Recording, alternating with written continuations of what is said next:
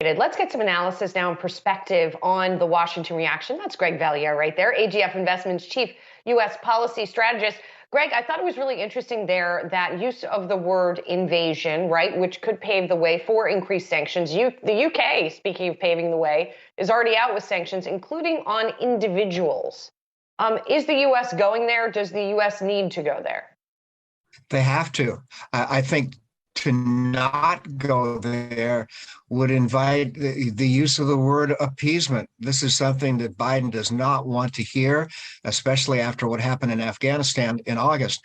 So he has to consider this an invasion, and he has to unveil lots of new sanctions probably today.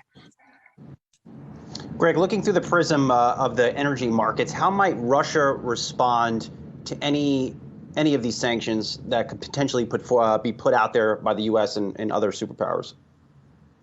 Well, I think Putin, who showed a really extraordinary anger, resentment yesterday in that 1-hour speech, would not react well to this. I think he has to know that severe sanctions would hurt his domestic economy. I think he also has to worry about casualties. So, no, I think the reaction would be quite hostile. Greg, I keep trying to figure out here, what does winning look like in this scenario for Vladimir Putin? And how would that even be possible with the eyes of the West and the weapons of the West, potentially both economic and actual militaristic weapons trained on that border?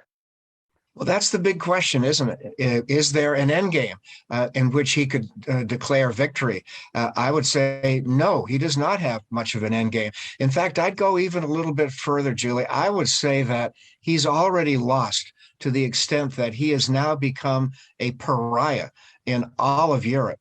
And I think that pariah label is going to stick with him for quite some time. I don't know what the off-ramp is. What I worry about more than anything else is lots of casualties in the next week or so. If there are, I think he probably has to drive even further into Ukraine.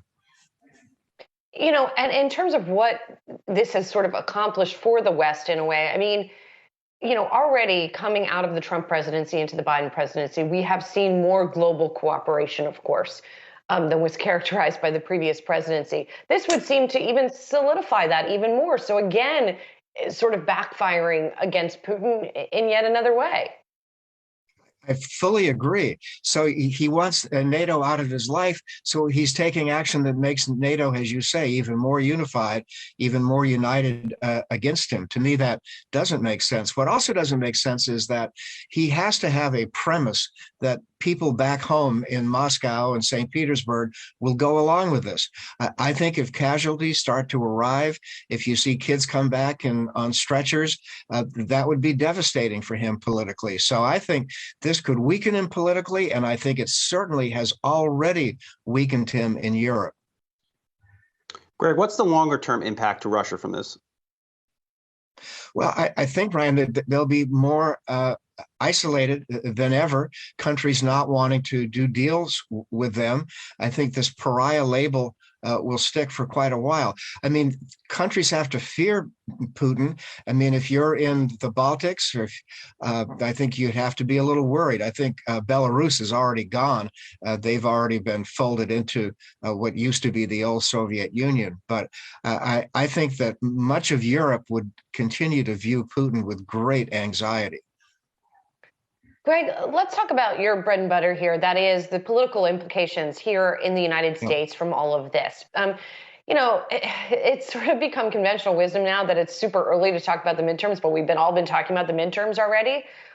Is it also too early to sort of extrapolate this situation and its effect on the midterms, hoping and presuming that this conflict will have faded by then?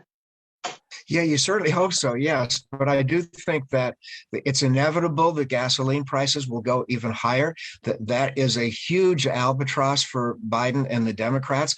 The one perhaps, bright note here is that I can't see the Federal Reserve doing a 50 basis point rate hike in early March with this kind of instability and uncertainty around the world. So maybe the rate hikes will come a little bit slower. But I think from a political standpoint, it's an economy that still has a big inflation rate. It's the whole issue of appeasement. I mean, there's a lot that Biden has to answer for. And I would have to say right now, the issue is not will the Democrats lose the House? The issue is by how many seats? And I think the Republicans could gain the House by 25 seats or so. Yeah, and as you say, this doesn't necessarily help them in that department. No. Thank you so much, Greg. It's always really great to Okay. get your perspective. Greg Valliere, AGF Investments Chief U.S. Policy Strategist. Appreciate it.